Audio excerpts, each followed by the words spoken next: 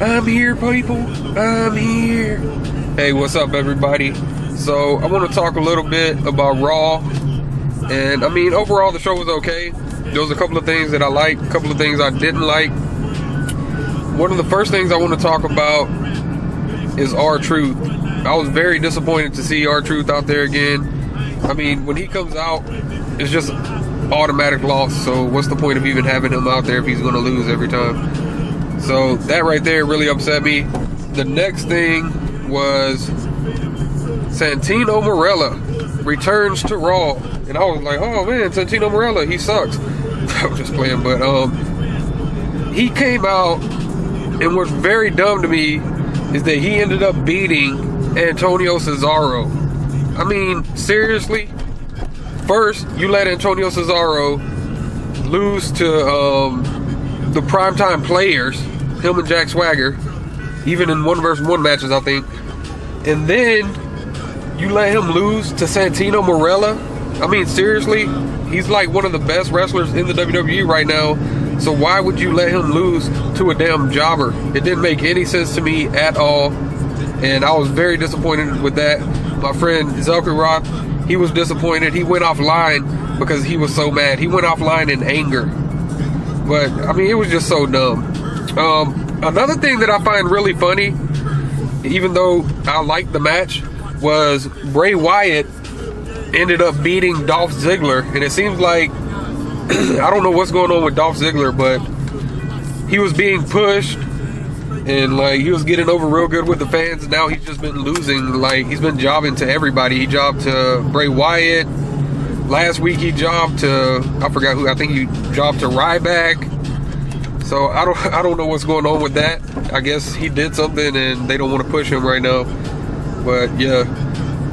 We also had Goldust make his return to Raw. And I already knew, you know, in the back of my mind, I was like, there's no way Goldust is going to win this match. You know, it's just to put something out there. And he came back, and I honestly have to say that he really impressed me, like, in the ring, as far as wrestling goes. I mean, he hasn't been in WWE for a couple of years now, but, I mean, the guy has really good wrestling skills, and I was just very surprised at how good he did in the match versus Randy Orton. And like I said, I knew Randy Orton was going to win, and he did end up winning. I honestly think that, you know, Goldust should come back, and I wouldn't say he could be a heavyweight champion, not with the gimmick he has, but, you know, he could possibly return and be Intercontinental or United States champion again. And I noticed something else, is that Randy Orton has been winning cleanly for the past week or two, and that's very surprising for a heel.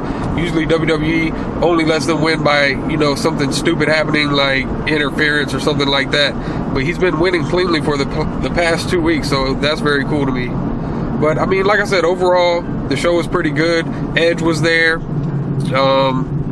It's just sad that you can't see Edge wrestle anymore, but, you know, just him being there was pretty cool. Triple H ended up kicking him off the show and stuff. Yeah, so the main event ended up being Seth Rollins, or excuse me, what am I talking about? Not Seth Rollins.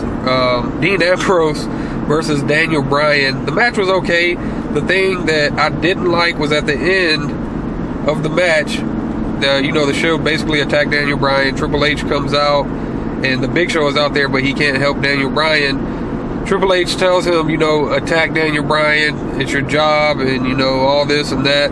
Pretty much the same as last week. And Big Show gets in the ring, and Randy Orton's in there, and Randy Orton picks up Daniel Bryan. Big Show won't hit him.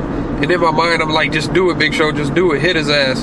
And I was just hoping that he was going to hit him, and he didn't. But I have a feeling that what's going to end up happening is Big Show's going to end up hitting him, like, on his own. He's going to end up turning a heel again and just betraying Daniel Bryan at a pay-per-view or something. I think that might happen at Night of Champions. We'll have to wait and see. But I have a pretty good idea that that's going to happen.